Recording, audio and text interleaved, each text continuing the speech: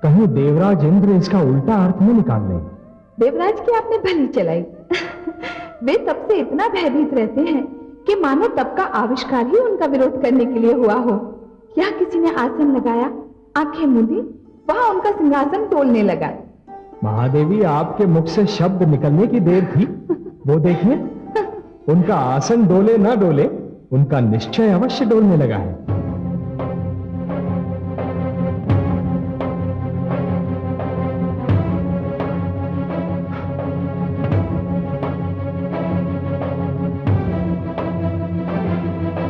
ये देवर्षि को क्या सूझी? क्यों कर रहे हैं तप?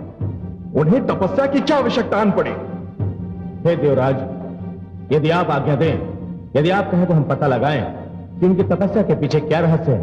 पता लगाने की क्या आवश्यकता है अग्निदेव? क्या आवश्यकता है? हम जानते हैं, भली भांति जानते हैं कि जो भी तपस्या करता है उसकी आंख देवेंद्र के सिंहासन पर ही होती है। कामदेव, कामदेव!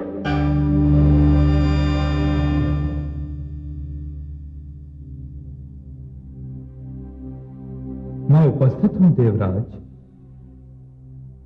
जाइए किसी भी ढंग से, स्मरण है किसी भी ढंग से, देवर्षि की तपस्या में विघ्न डाल दीजिए। हम नहीं चाहते कि बात इतनी बढ़ जाए कि नियंत्रण के ही बाहर हो जाए। देवर्षि का ध्यान बटा दीजिए, उन्हें तपस्या से रोक दीजिए। जाइए। जो आज्ञा देवराज। हमारी आज्ञा का विलंब पालन हो।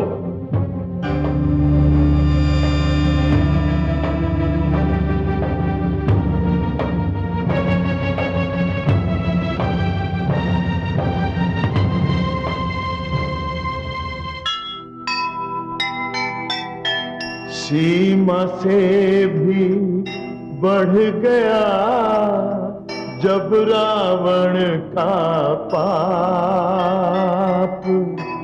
धरती व्याकुल हो उठी, हुआ घोर संताप। आसन डोला इंद्र का, नारद का तप देख, देवराज को क्या पता क्या है विधि का लेख, क्या है विधि का लेख। जो सुनेगा ये पुराण पाएगा सुख और ज्ञान, पाएगा सुख और ज्ञान। कर्म को ही धर्म जान, प्रेम की तू छेड़तान, प्रेम की तू छेड़तान। बीते युग बता रहे हैं, बीते युग बता रहे हैं, सत्य पथ पे चल सुजान।